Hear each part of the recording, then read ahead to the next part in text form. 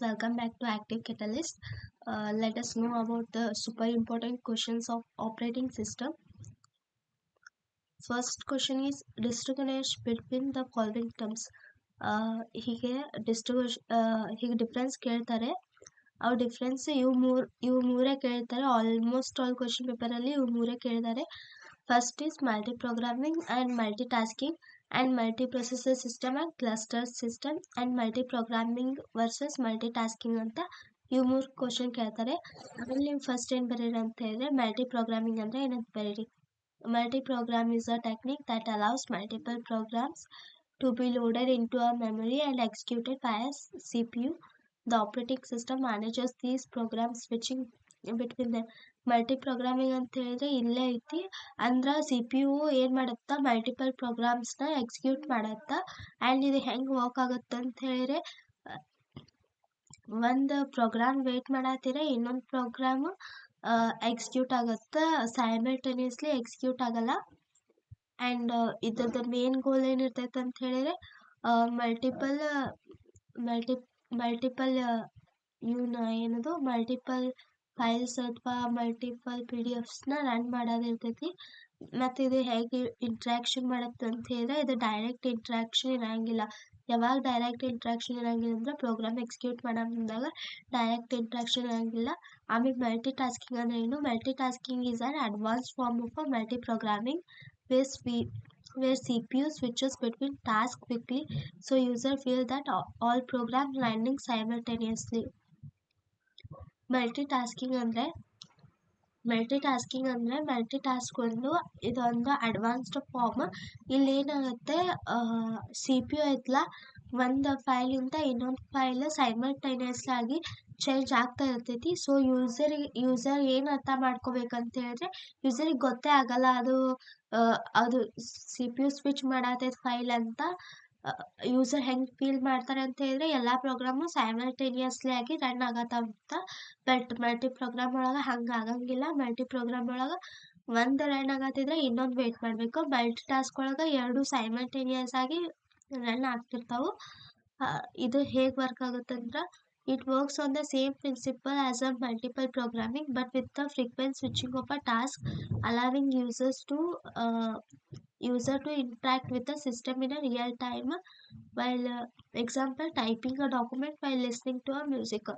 Multitasking ಅಂದ್ರೇನು? ಇದು ಹೆಂಗೆ ವರ್ಕ್ ಆಗುತ್ತೆ ಅಂದ್ರೆ ಸೇಮ್ ಮಲ್ಟಿ ಪ್ರೋಗ್ರಾಮ್ ಹೆಂಗೆ ವರ್ಕ್ ಆಗುತ್ತೆ ಹಾಗೆ ವರ್ಕ್ ಆಗುತ್ತೆ. ಬಟ್ ಇಲ್ಲಿ ಮಲ್ಟಿ ಪ್ರೋಗ್ರಾಮ್ ಒಳಗೆ ಏನು ಸಿ ಪಿ ಯು ಒಂದು ಪ್ರೋಗ್ರಾಮ್ ಎಕ್ಸಿಕ್ಯೂಟ್ ಆಗಬೇಕಾದ್ರೆ ಇನ್ನೊಂದು ಪ್ರೋಗ್ರಾಮ್ ಹೆಂಗೆ ವೇಟ್ ಆಗುತ್ತೆ ಹಾಗಿರಂಗಿಲ್ಲ. ಇಲ್ಲೇ ನಾವು ಹೆಂಗೆ ವರ್ಕ್ ಮಾಡ್ಬೋದು ಅಂತ ಹೇಳಿದ್ರೆ ಈಗ ನಾವು ಡಾಕ್ಯುಮೆಂಟ್ ಟೈಪ್ ಮಾಡ್ಕೋತಾನೆ ಮ್ಯೂಸಿಕ್ ಕೇಳ್ಬೋದು. ಆ ಥರ ಒಂದು ವರ್ಕ್ ಮಾಡ್ಕೋತಾ ಇನ್ನೊಂದು ವರ್ಕೂ ಮಾಡ್ಬೋದು. ಇದ್ರದ್ದು ಗೋಲ್ ಏನಂತ ಹೇಳಿದ್ರೆ ಯೂಸರ್ಗೆ ಫೀಲ್ ಆಗಬೇಕು ಎಲ್ಲ ಪ್ರೋಗ್ರಾಮ್ಸ್ ಸೈಮಲ್ಟೇನಿಯಸ್ ಆಗಿ ರನ್ ಆಗತ್ತಂತ. ಆ್ಯಂಡ್ ಇದು ಯೂಸರ್ ಡೈರೆಕ್ಟ್ ಇಂಟ್ರಾಕ್ಟಿಂಗ್ ಇರ್ತೈತಿ ಯೂಸರ್ ಜೊತೆ. ಆ್ಯಂಡ್ ರಿಯಲ್ ಟೈಮ್ ಒಳಗೆ ಇರ್ತೈತಿ. ಆಮೇಲೆ key difference between multi programming and multi tasking ಇದನ್ನ ಬರ್ರಿ. ಮಲ್ಟಿ ಪ್ರೋಗ್ರಾಮಿಂಗ್ ಅಂದರೆ focus on keeping the C P U busy by running multiple program. Multi program ಒಳಗೆ ಏನಿರ್ತೈತಿ ಒಂದು ಪ್ರೋಗ್ರಾಮ್ ರನ್ ಆಗಬೇಕಾದ್ರೆ ಇನ್ನೊಂದು ವೇಟ್ ಆಗುತ್ತೆ. ಬಟ್ ಮಲ್ಟಿ ಟಾಸ್ಕಿಂಗ್ ಒಳಗೆ ಎರಡು ಸೈಮಲ್ಟೇನಿಯಸ್ ಆಗಿರ್ತೈತಿ. ಆ್ಯಂಡ್ ಇದ್ರೊಳಗೆ ರಿಯಲ್ ಟೈಮ್ ಇರೋಂಗಿಲ್ಲ. ಇದ್ರೊಳಗೆ ರಿಯಲ್ ಟೈಮ್ ರೆಸ್ಪಾನ್ಸ್ ಇರ್ತೈತಿ. ಆ್ಯಂಡ್ ಇಲ್ಲಿ C P U multi programming ಒಳಗೆ ಸಿ ಪಿ ಯು ಒಂದಕ್ಕೊಂದು ಫೈಲ್ ಚೇಂಜ್ ಮಾಡುತ್ತಾ ವೇಟ್ ಮಾಡಿ ಇನ್ನೊಂದು ಫೈಲ್ ಎಕ್ಸಿಕ್ಯೂಟ್ ಮಾಡುತ್ತಾ. ರಿಯಲ್ ಟೈಮ್ ಅಂದರೆ ಡೈರೆಕ್ಟ್ ಇಂಟ್ರಾಕ್ಷನ್ ಇರ್ಲಾರ್ದೇ ಒಂದು ಫೈಲ್ ವೇಟ್ ಮಾಡೋದು ಆಮೇಲೆ ಒಂದು ಫೈಲ್ ಎಕ್ಸಿಕ್ಯೂಟ್ ಆಗುತ್ತೆ. ಬಟ್ ಇಲ್ಲಿ ಡೈರೆಕ್ಟ್ ಇಂಟ್ರಾಕ್ಷನ್ ಇರ್ತೈತಿ. So next multi processor system and cluster systems ನೋಡೋಣ ನಾವು. Multiprocessor system and cluster system. Multiprocessor system ಅಂತ ಹೇಳಿದ್ರೆ ಏನು? ಇದು same as multi tasking and multi programming ಥರ. ಇಲ್ಲಿ ಎರಡು ಪ್ರೊಸೆಸ್ಸು ಸೈಮಲ್ಟೇನಿಯಸ್ ಆಗಿ ಒಂದೇ ಮೆಮೊರಿಯಲ್ಲಿ ಎಕ್ಸಿಕ್ಯೂಟ್ ಆಗ್ತಾವೆ. ಇದು ಹೇಗೆ ವರ್ಕ್ ಆಗುತ್ತೆ ಅಂತ ಹೇಳಿದ್ರೆ ಹೇಗೆ ವರ್ಕ್ ಆಗುತ್ತೆ ಸೈಮಲ್ಟೇನಿಯಸ್ ಆಗಿ ವರ್ಕ್ ಆಗುತ್ತೆ ಬಟ್ ಡಿಫ್ರೆಂಟ್ ಪಾರ್ಟ್ ಒಳಗೆ ವರ್ಕ್ ಆಗುತ್ತೆ.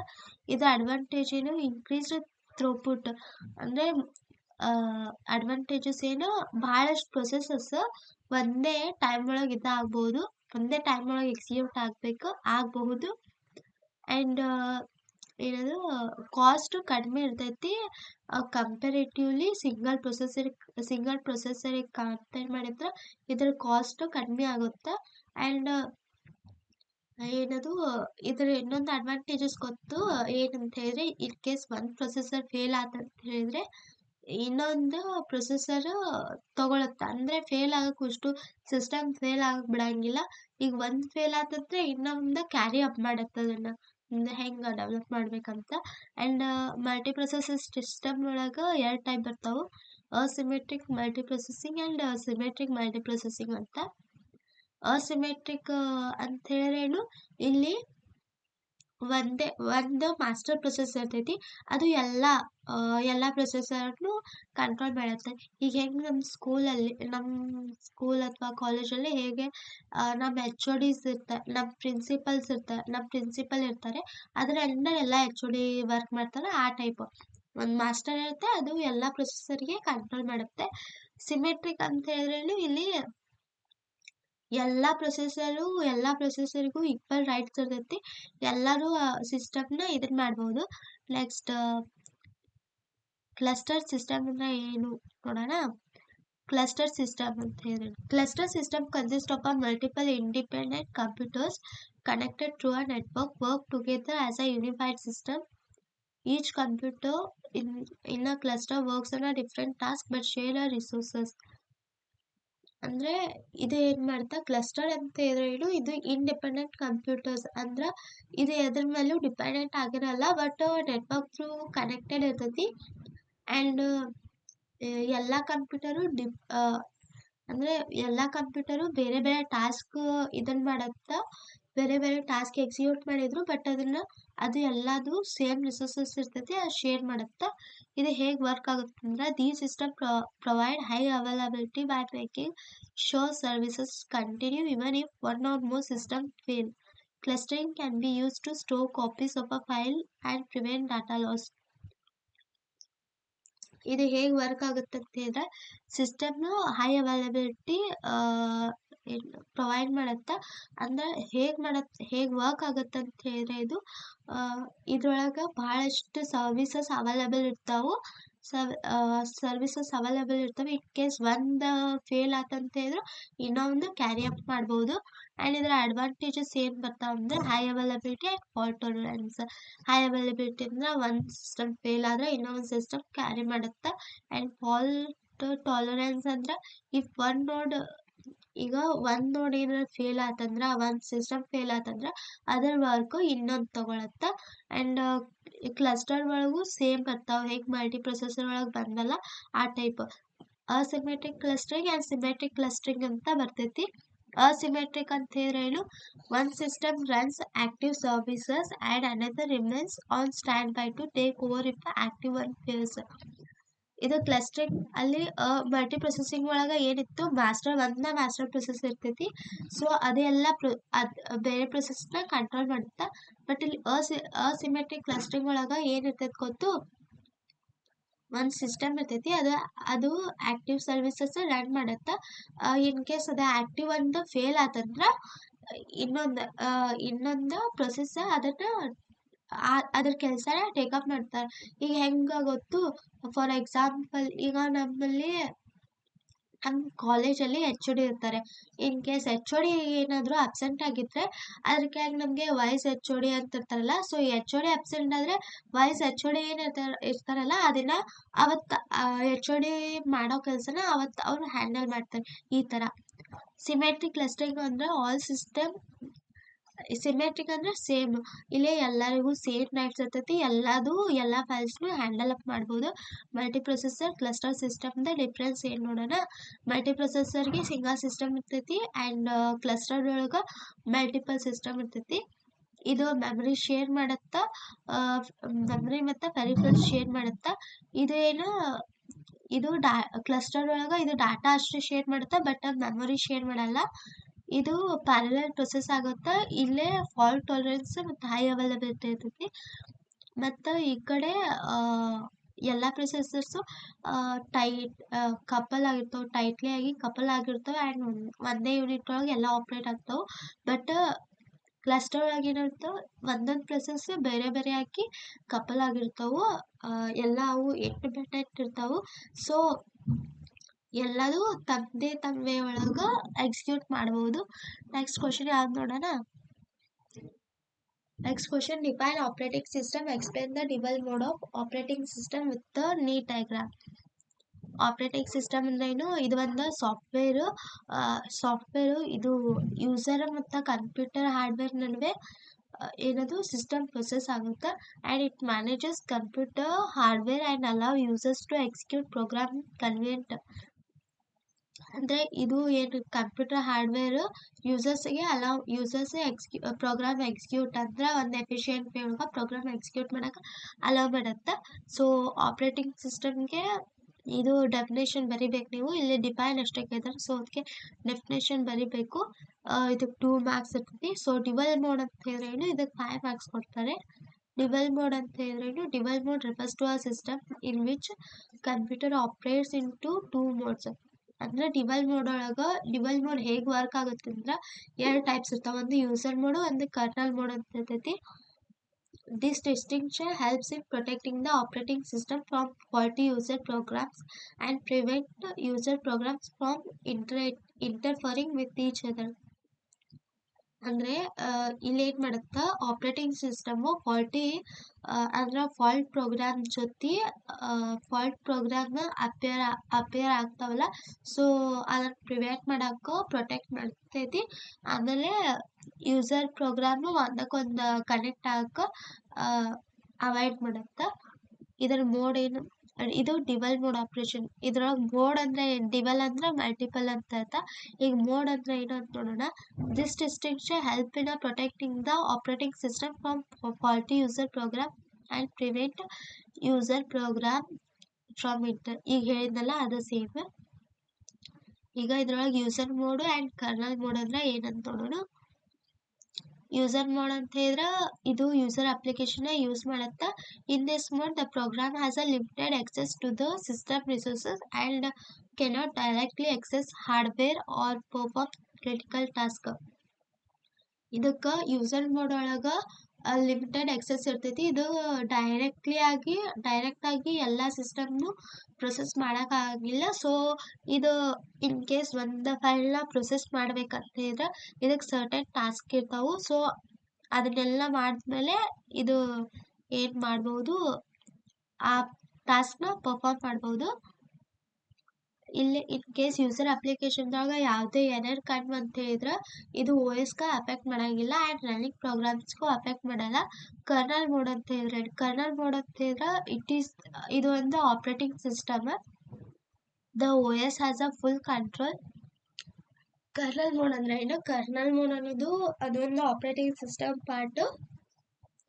ಇಲ್ಲಿ ಯೂಸರ್ ಮೋಡ್ ಒಳಗೆ ಏನಿರ್ತೈತಿ ಅದಕ್ಕೆ ಪರ್ಮಿಷನ್ ಇರೋಂಗಿಲ್ಲ. ಇದು ಡೈರೆಕ್ಟಾಗಿ ಆಕ್ಸೆಸ್ ಮಾಡೋಂಗಿಲ್ಲ. ಪರ್ಮಿಷನ್ ಇರೋಂಗಿಲ್ಲ ಅಂದರೆ ಆ ಟೈಪ್ ಅಲ್ಲ, ಇದಕ್ಕೆ ಡೈರೆಕ್ಟ್ಲಿ ಆಕ್ಸೆಸ್ ಮಾಡೋಕ್ಕೆ ಚಾನ್ಸ್ ಇರಲ್ಲ. ಬಟ್ ಕರ್ನಲ್ ಮೋಡ್ ಒಳಗೆ ಏನದು ಎಲ್ಲ ರಿಸೋರ್ಸ್ ಬೇಕು ಇದ್ರದ್ದು ಕಂಟ್ರೋಲ್ ಇರ್ತೈತಿ, like memory, hardware, devices and ಇದು ಎಲ್ಲ ಟೈಪ್ ಆಫ್ ಪ್ರೊಸೆಸ್ ಮತ್ತು ಇನ್ಸ್ಟ್ರಕ್ಷನ್ ಎಕ್ಸಿಕ್ಯೂಟ್ ಮಾಡ್ಬೋದು. ಇನ್ this mode the OS manager system task like managing memory, hardware access and process scheduling ಅಂತ. ಅಂದರೆ ಇದು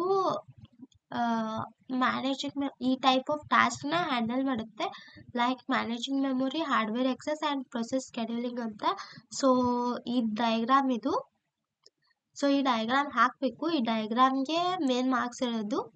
OS ಅಲ್ಲಿ ಡಯಾಗ್ರಾಮ್ ಮೇನ್ ನೋಡ್ತಾರೆ. ಡಯಾಗ್ರಾಮ್ ಕರೆಕ್ಟ್ ಇದ್ದರೆ ಆನ್ಸರ್ ನೀವೇನು ಬರ್ತಿರ್ತೀರ ಅಷ್ಟು ಕರೆಕ್ಟಾಗಿ ನೋಡೋಂಗಿಲ್ಲ ಅವರು. ಡಯಾಗ್ರಾಮ್ ಕರೆಕ್ಟ್ ಇದೆ ಅಂದರೆ ಮಾರ್ಕ್ಸ್ ಕೊಟ್ಬಿಡ್ತಾರೆ. ಸೊ ನೆಕ್ಸ್ಟ್ ಕ್ವಶನ್ ಯಾವುದೈತೆ ನೋಡೋಣ. ಓಕೆ ಕರ್ನಲ್ ಮೋಡ್ ಆಗ್ತು. ಕರ್ನಲ್ ಮೋಡ್ ಹೇಗೆ ವರ್ಕ್ ಆಗುತ್ತೆ ಅಂತ ಡಿವಲ್ ಮೋಡ್ ಹೇಗೆ ವರ್ಕ್ ಆಗುತ್ತೆ ಅಂತ ನೋಡೋಣ. ಇದ್ರೊಳಗೆ ಒಂದು ಸ್ಪೆಷಲ್ ಹಾರ್ಡ್ವೇರ್ ಇರ್ತೈತಿ. ಸೊ ಅದಕ್ಕೆ ಮೋಡ್ ಬಿಟ್ ಅಂತ ಕರಿತೀವಿ. ಸೊ ಅದ್ರೊಳಗೆ 2 ಟೈಪ್ ಇರ್ತಾವೆ, ಕರ್ನಲ್ ಮೋಡು ಮತ್ತು ಯೂಸರ್ ಮೋಡ್ ಅಂತ 2 ಟೈಪ್ಸ್ ಇರ್ತಾವೆ. ಸೊ ಕರ್ನಲ್ ಮೋಡ್ದು ಬಿಟ್ 0 ಇದ್ರೆ ಯೂಸರ್ ಮೋಡ್ದು ಬಿಟ್ 1 ಇರ್ತೈತಿ.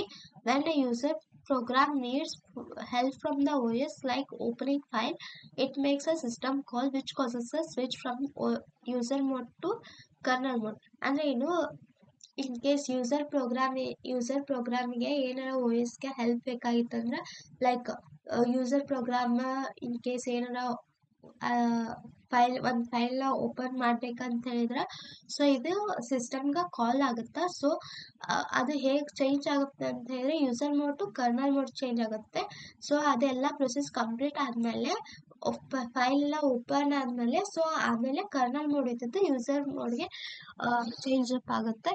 ಸೊ ಡಿವಲ್ ಮೋಡ್ದು ಅಡ್ವಾಂಟೇಜಸ್ ಏನು, ಪ್ರೊಟೆಕ್ಷನ್ ಬರ್ತೈತಿ, ಸೆಕ್ಯೂರಿಟಿ ಬರ್ತೈತಿ, ಎಫಿಷಿಯಂಟ್ ರಿಸೋರ್ಸ್ ಮ್ಯಾನೇಜ್ಮೆಂಟ್, ಇವು 3 ಟೈಪ್ಸ್ ಬರ್ತಾವೆ.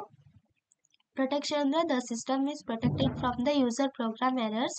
User program can directly harm. ಅಂದರೆ ಪ್ರೊಟೆಕ್ಷನ್ ಅಂತ ಇದ್ರೇನು, ಸಿಸ್ಟಮ್ ಐತಲ್ಲ ಯೂಸರ್ ಪ್ರೋಗ್ರಾಮಿಗೆ ಪ್ರೊಟೆಕ್ಟ್ ಮಾಡುತ್ತಾ, ಅದ್ರ ಎರರ್ಸ್ನು ಪ್ರೊಟೆಕ್ಟ್ ಮಾಡುತ್ತಾ. ಆಮೇಲೆ ಇದು ಡೈರೆಕ್ಟಾಗಿ ಹಾರ್ಮ್ ಆಗೋಕ್ಕಾಗಲ್ಲ. ಸೊ ಇದು ಒಟ್ಟು ಯಾವ್ಯಾವ ಅಂಡರ್ ಡಿವಲ್ ಮೋಡ್ ಆಪ್ರೇಷನ್ ಅಥವಾ ಯೂಸರ್ ಪ್ರೋಗ್ರಾಮ್ ಅಂಡರ್ ಯಾವ್ಯಾವ ಬರ್ತಾವೆ ಅವನ್ನೆಲ್ಲ ಪ್ರೊಟೆಕ್ಟ್ ಮಾಡ್ತೈತಿ. ಸೆಕ್ಯೂರಿಟಿ ಅಂತ ಹೇಳಿದ್ರೆ ಇದು ಯಾರು ಬೇಕಾದರೂ ಏನದು ಎಕ್ಸೆಸ್ ಮಾಡೋ ಹಂಗಿರಂಗಿಲ್ಲ. ಯಾವ್ಯಾವ ಓ ಎಸ್ ಅಂಡರ್ ಇರ್ತಾವೆ ನೋಡಿ ಅವು ಅಷ್ಟೇ ಎಕ್ಸೆಸ್ ಮಾಡ್ಬೋದು. ಸೊ ಇದಕ್ಕೆ ಸೆಕ್ಯೂರಿಟಿ ಅಂತ ಹೇಳ್ತಾರೆ. ಎಫಿಷಿಯಂಟ್ ರಿಸೋರ್ಸ್ ಮ್ಯಾನೇಜ್ಮೆಂಟ್ ಅಂತ ಹೇಳಿದ್ರೆ, ಅಂದ್ರೆ ಓ ಎಸ್ ಐತಲ್ಲ, ಒಂದಿಷ್ಟು ಸಿಸ್ಟಮ್ ಅಷ್ಟು ಎಕ್ಸೆಸ್ ಮಾಡ್ಬೋದು, like CPU, time and devices ಅಂತ. ಆ್ಯಂಡ್ ಇದು ಎಫಿಷಿಯಂಟ್ ವೇ ಒಳಗೆ ಮೂವ್ ಆಗುತ್ತೆ. ಆ್ಯಂಡ್ ಡಿಫ್ರೆಂಟ್ ಪ್ರೋಗ್ರಾಮ್ ಅಂದರೆ ಎಫಿಷಿಯಂಟ್ ಮತ್ತು ಕನ್ವೀನಿಯಂಟ್ ವೇ ಒಳಗೆ ಪ್ರೋಗ್ರಾಮ್ ಎಕ್ಸಿಕ್ಯೂಟ್ ಮಾಡುತ್ತೆ. ವರ್ಚುವಲ್ ಸಿಸ್ಟಮ್ ಅಂತ ಹೇಳಿದ್ರೆ ಏನು, ವರ್ಚುವಲ್ ಸಿಸ್ಟಮ್ ಅಂತ ಹೇಳಿದ್ರೆ ಇದು ಒಂದು ಇಂಪಾರ್ಟೆಂಟ್ ಕ್ವಶನ್ ಐತಿ.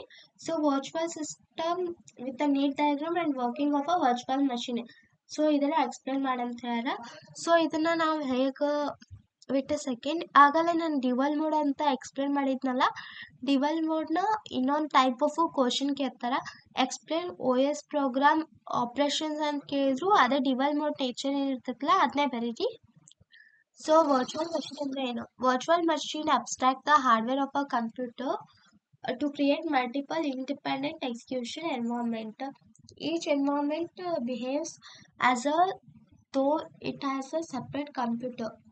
ಓಕೆ, ವರ್ಚುವಲ್ ಮಷಿನ್ ಅಂತ ಹೇಳಿದ್ರೆ ಏನು, ವರ್ಚುವಲ್ ಮಷಿನ್ ಕಂಪ್ಯೂಟರ್ದ ಹಾರ್ಡ್ವೇರ್ ಎಕ್ಸೆಸ್ ಮಾಡುತ್ತಾ. ಸೊ ಎದಕ್ಕಿದೆ ಎಕ್ಸೆಸ್ ಮಾಡುತ್ತಾ ಅಂತ ಹೇಳಿದ್ರೆ, ಟು ಕ್ರಿಯೇಟ್ ಅಂದ್ರೆ multiple of programs which are independent. So multiple programs ಯಾವ ಇಂಡಿಪೆಂಡೆಂಟ್ ಇರ್ತಾವೆ, ಸೊ ಅದೇ ಎನ್ವೈರ್ಮೆಂಟ್ನ ಎಕ್ಸಿಕ್ಯೂಟ್ ಮಾಡ್ಬೋದು. ಆ ಟೈಪ್ ಆಫ್ ಮಷಿನ್ನ ಎಕ್ಸೆಸ್ ಮಾಡುತ್ತಾ ವರ್ಚುವಲ್ ಮಷಿನ್ ಅಂತ ಹೇಳಿದ್ರೆ. ಆ್ಯಂಡ್ ಈಚ್ ಎನ್ವೈರ್ಮೆಂಟ್ ಅಂದರೆ ಎಲ್ಲ ಎನ್ವೈರ್ಮೆಂಟು ಯಾವ ಥರ ಆ್ಯಕ್ಟ್ ಮಾಡ್ತೈತೆ ಅಂದರೆ, ತಾನೇ ಒಂದು ಓನ್ ಕಂಪ್ಯೂಟರ್ ತಂದೆ ಅದು ಓನ್ ಕಂಪ್ಯೂಟರ್ ಆ ಟೈಪು ಏನದು ಆ್ಯಕ್ಟ್ ಮಾಡುತ್ತೆ. ಫಾರ್ ಎಕ್ಸಾಂಪಲ್ ಇದು ಒಂದು ವರ್ಚುವಲ್ ಪ್ರೋಗ್ರಾಮ್, ಒಂದು CPU ಅಂತ ತಿಳ್ಕೊಳ್ಳಿ. ಸೊ ಇಲ್ಲಿ ಪ್ರೊಸೆಸ್ ಆಗುತ್ತೆ, ಇದು ಕೆಳಗೆ ಹಾರ್ಡ್ವೇರ್ ಇರ್ತೈತಿ. ಸೊ ಇದು ಪ್ರೊಸೆಸರಿಂದ ಕರ್ನಲ್ ಆಗುತ್ತೆ, ಕರ್ನಲ್ದಿಂದ ಹಾರ್ಡ್ವೇರ್ ಆಗುತ್ತೆ. ಸೊ ಇದು ಪ್ರೋಗ್ರಾಮಿಂಗ್ ಇಂಟರ್ಫೇಸ್ ಈ ಟೈಪ್ ಬರ್ತೈತಿ. ಸೊ ಇಲ್ಲಿ 3 ವೇ ವರ್ಚುವಲ್ ಮಷಿನ್ ಅಂದ್ರೆ ಇದು. ಸೊ ಇದು 3 ವೇ ಒಳಗೆ ಇದು ಆಗತೈತಿ.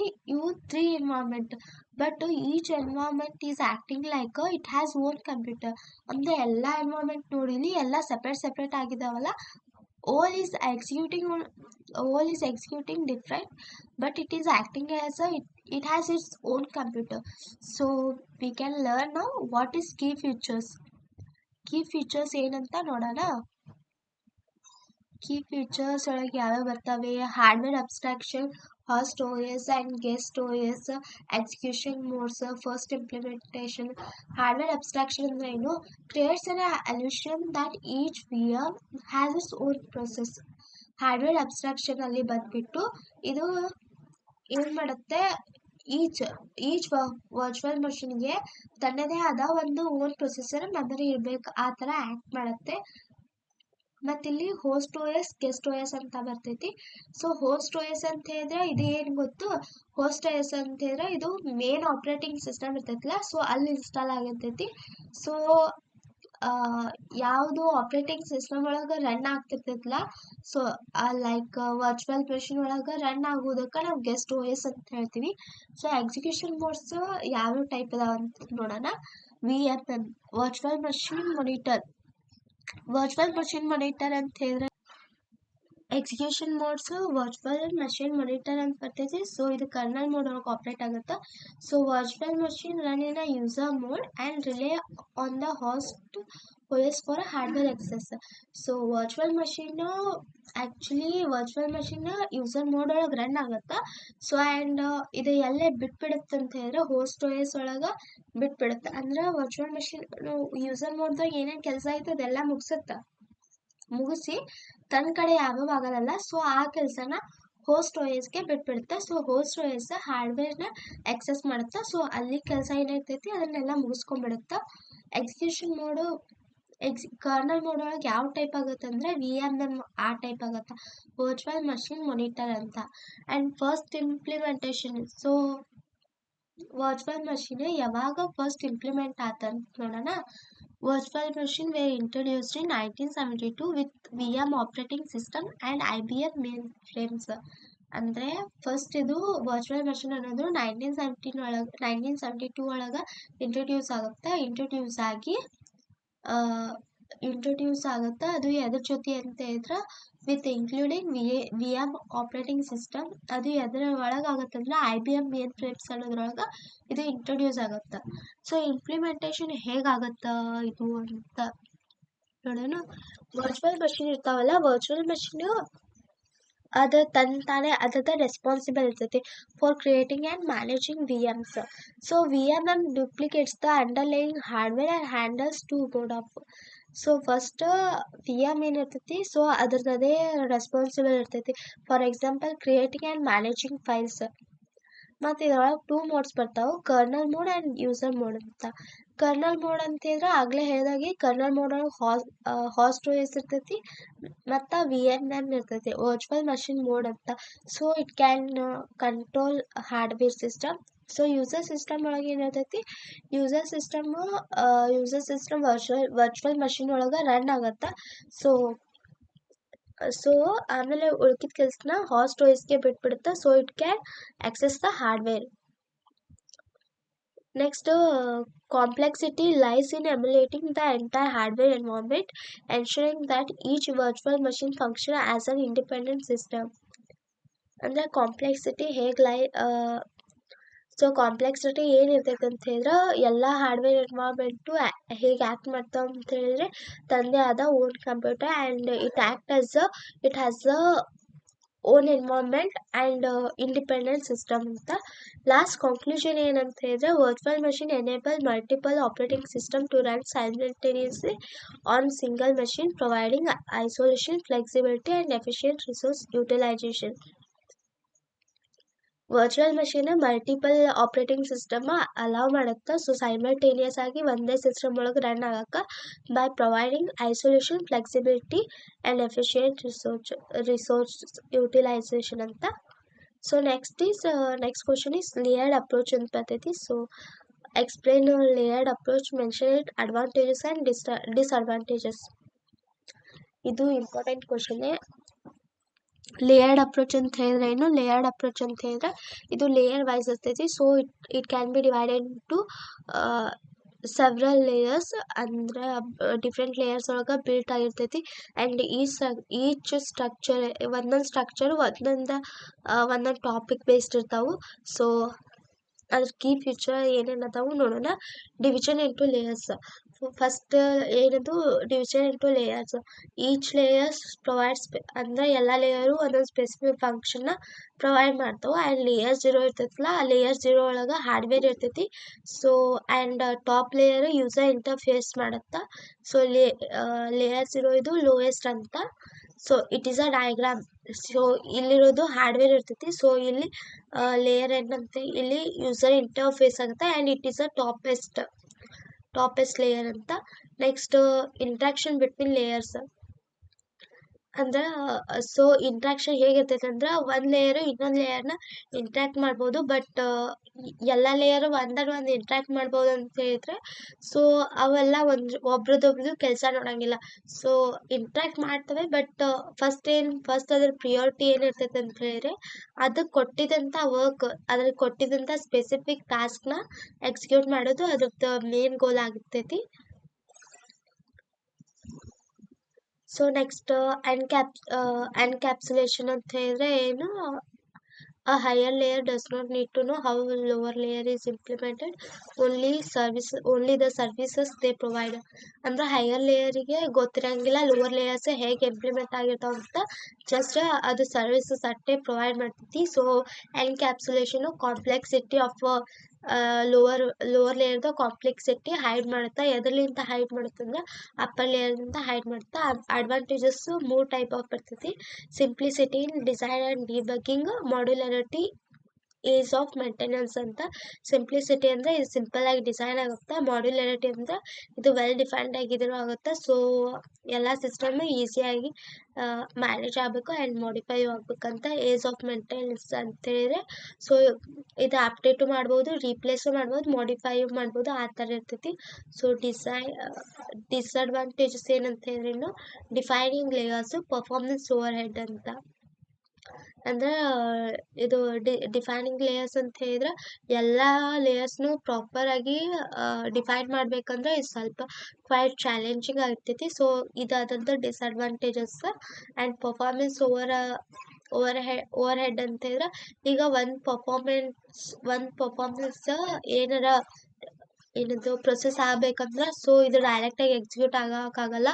ಸೊ ಯಾವಾಗ ಟಾಪ್ ಮೋಸ್ಟ್ ಲೇಯರ್ಗೆ ರಿಕ್ವೆಸ್ಟ್ ಕಳಿಸ್ಬೇಕು, ಯಾವಾಗ ಅದು ಎಸ್ ಅನ್ನೋದು ನೋಡಿ ಅವಾಗಷ್ಟೇ ನಾವು ಏನದು ಪ್ರೊಸೆಸ್ ಮಾಡ್ಬೋದು. ಸೊ ಇಲ್ಲಿ ಸ್ವಲ್ಪ ಕ್ವೈಟ್ ಚಾಲೆಂಜಿಂಗ್ ಆಗಿರುತ್ತೆ. So next is what is system calls and briefly explain the type of system calls. System calls ಅಂದ್ರೆ ಏನು, ಇದು ಒಂದು interface between user programs and operating system ಅಂತ. They allow programs to request services from the OS such as managing files and hardware services. System calls are typically written in languages like C or C++. ಅಂದರೆ system calls ಇದು ಒಂದು interface between user programs and operating system ಅಂತ. So ಇವು ಪ್ರೋಗ್ರಾಮ್ಸ್ನ allow ಮಾಡ್ತೈತಿ. So OS can manage file and hardware, it can access the hardware and type of system calls ನೋಡೋಣ. ಅದ್ರೊಳಗೆ 6 ಬರ್ತಾವು. ಅಂದರೆ ಪ್ರೊಸೆಸ್ ಕಂಟ್ರೋಲು, ಇನ್ನೊಂದು file management and device management, so information management, communication, protection. So process control ಅಂತ ಹೇಳಿದ್ರೆ ಏನು, ಇದು ಹೇಗೆ ಪ್ರೊಸೆಸ್ ಆಗುತ್ತೆ ಅದನ್ನ ಬರ್ರಿ. ಸೊ ಲೈಕ್ ಕ್ರಿಯೇಟಿಂಗ್ ಆಗುತ್ತೆ, ಟರ್ಮಿನೇಟ್ ಪ್ರೊಸೆಸ್ ಆಗುತ್ತೆ. So we can pass here, resume here and schedule the process.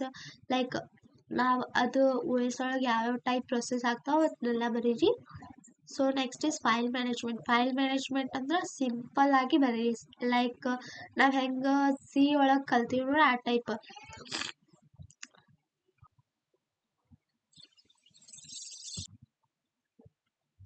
So next is device management ಅಂತ. ಡಿವೈಸ್ ಮ್ಯಾನೇಜ್ಮೆಂಟ್ ಅಂತ ಹೇಳಿದ್ರೆ ಸೊ ಡಿವೈಸ್ ಏನೇನು ಪ್ರೊಸೆಸ್ ಮಾಡುತ್ತಂತ. ಲೈಕ್ ನಾವು ಡಿವೈಸಿಂದ ರಿಕ್ವೆಸ್ಟ್ ಮಾಡ್ತೀವಿ, ಸೊ ಅದನ್ನು ರೀಡ್ ಮಾಡ್ತೀವಿ, ರೈಟಪ್ ಮಾಡ್ಬೋದು. ಲೈಕ್ ಅಟ್ಯಾಚು, ಡಿಟ್ಯಾಚು ಒಂದು ಬರ್ರಿ, ಕೀವರ್ಡ್ಸ್ ಬರ್ರಿ. ಸೊ ಇನ್ಫಾರ್ಮೇಷನ್ ಅಂತ ಹೇಳಿದ್ರೆ ಇನ್ಫಾರ್ಮೇಷನ್ನ ನಾವು ಯಾವ ಥರ OSದಿಂದ ಪ್ರೊಸೆಸ್ ಮಾಡ್ಕೋತೀವಿ. ಲೈಕ್ ನಾವು ಕರೆಂಟ್ ಟೈಮ್ ಏನಂತ ನೋಡ್ತೀವಿ, ಡೇಟ್ ನೋಡ್ತೀವಿ. ಸೊ ಆ ಫೈಲ್ ಯಾವಾಗ ಟ್ರಾನ್ಸ್ಫರ್ ಆಗೈತಿ, ಯಾವಾಗಿಲ್ಲ.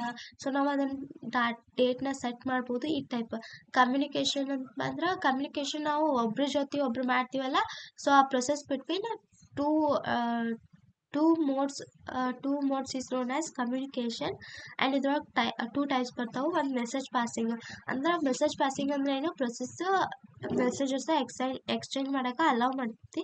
ಸೊ ಇದು ಒಂದು simple technique. So share process ಅಂತ ಹೇಳಿದ್ರೆ ಶೇರ್ ಪ್ರೊಸೆಸ್ ಅಂದ್ರೆ ಇಲ್ಲಿ ನಾವು ಶೇರ್ ಮಾಡ್ಬೋದು. So it is known as a faster communication.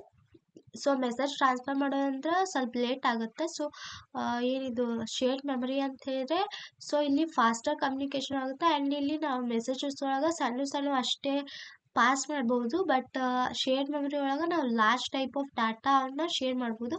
So protection ಅಂತ ಹೇಳಿದ್ರೆ ಇದು ಅನ್ಅಥರೈಸ್ಡ್ ದಿಂದ ಪ್ರೊಟೆಕ್ಟ್ ಮಾಡುತ್ತೆ. So it can provide security ಅಂತ ಬರೀರಿ. So explain different type of services, ಅಂದರೆ ಓ ಎಸ್ ಯಾವ ಥರ ಸರ್ವಿಸಸ್ ಪ್ರೊವೈಡ್ ಮಾಡ್ತಾ ಅದನ್ನು ಬರ್ರಿ. ಸೊ ಇದ್ರೊಳಗೆ 2 ಟೈಪ್ ಬರ್ತಾವೆ, ಒಂದು ಯೂಸರ್ ಫೋಕಸ್ಡ್ ಆ್ಯಂಡ್ ಇನ್ನೊಂದು ಸಿಸ್ಟಮ್ ಫೋಕಸ್ಡ್ ಅಂತ. ಯೂಸರ್ ಫೋಕಸ್ಡ್ ಒಳಗೆ ಆ ಟೈಪ್ ಬರ್ತಾವೆ. ಒಂದು ಯೂಸರ್ ಇಂಟರ್ಫೇಸ್ ಅಂತ ಹೇಳಿದ್ರೆ ಇದ್ರೊಳಗೆ 2 ಟೈಪ್ ಬರ್ತಾವೆ, 3 ಟೈಪ್ ಬರ್ತಾವೆ. ಒಂದು command line interface, graphical user interface and batch interface ಅಂತ. ಕಮಾಂಡ್ ಲೈನ್ ಅಂತ ಹೇಳಿದ್ರೆ ಇಲ್ಲಿ ಕಮಾಂಡ್ ಟರ್ಮಿನಲ್ ಆಗಿ ಟೈಪ್ ಆಗಿರ್ತಾವೆ. ಸೊ ಗ್ರಾಫಿಕಲ್ ಅಂದ್ರೆ ಗ್ರಾಫ್ ಬೇಸ್ಡ್ ಇದಾಗ್ತಾವೆ. ಸೊ ಬ್ಯಾಚ್ ಇಂಟರ್ಫೇಸ್ ಅಂದ್ರೆ commands and directives are stored in a file. ಅಂದರೆ ಇಲ್ಲಿ ಕಮಾಂಡ ಮತ್ತು ಡೈರೆಕ್ಟಿವ್ ಫೈಲ್ ಒಳಗೆ ಸ್ಟೋರ್ ಆಗ್ತೈತಿ. ಸೊ ಅದು ಬ್ಯಾಚ್ ಒಳಗೆ ಪ್ರೊಸೆಸ್ ಆಗುತ್ತೆ. ಪ್ರೋಗ್ರಾಮ್ ಎಕ್ಸಿಕ್ಯೂಷನ್ ಅಂತ ಹೇಳಿದ್ರೆ ಏನು, ಸೊ ಪ್ರೋಗ್ರಾಮ್ ಮೆಮರಿ ಒಳಗೆ ಲೋಡ್ ಆಗುತ್ತೆ. So and run them and terminate them. So program ಯಾವ ಥರ ಎಕ್ಸಿಕ್ಯೂಷನ್ ಆಗ್ಬೋದು ಅಂತ ಬರ್ರಿ. ಸೊ IO ಆಪ್ರೇಷನ್ ಅಂತ ಹೇಳಿದ್ರೆ ಇನ್ಪುಟ್ ಆ್ಯಂಡ್ ಔಟ್ಪುಟ್ ಆಪ್ರೇಷನ್ ಅಂತ ಹೇಳಿ ಬರಿಬೇಕು. ಸೊ ಇನ್ಪುಟ್ ಔಟ್ಪುಟ್ ಆಪ್ರೇಷನ್ ಅಂತ ಹೇಳಿದ್ರೆ ಏನು, ಸೊ ಇಲ್ಲಿ manage data transfer between IO devices. So uses devices for handling specific hardware. File system manipulation ಅಂತ ಹೇಳಿದ್ರೆ ಇಲ್ಲಿ ಫೈಲ್ ಏನೇನು ಮಾಡುತ್ತೆ ಅದನ್ನ ಬನ್ನಿ. So like as creating, closing, opening file ಆ ಟೈಪ್. ಕಮ್ಯುನಿಕೇಷನ್ ಅಂತ ಹೇಳಿದ್ರೆ ಇದ್ರೊಳಗೆ 2 ಟೈಪ್ ಬರ್ತಾವೆ. ಇಂಟರ್ ಪ್ರೊಸೆಸ್ ಕಮ್ಯುನಿಕೇಷನ್ ಅಂತ ಹೇಳಿದ್ರೆ ಏನು, ಲೈಕ್ ಏನದು ಒಂದೇ ಮಷಿನ್ ಒಳಗೆ ಎಲ್ಲ ಪ್ರೊಸೆಸ್ ಜೊತೆ ಕಮ್ಯುನಿಕೇಟ್ ಮಾಡ್ಬೋದು. ಲೈಕ್ ಮೆಸೇಜ್ ಪಾಸಿಂಗ್ ಅಥವಾ ಶೇರ್ಡ್ ಮೆಮೊರಿ ಟೈಪ್.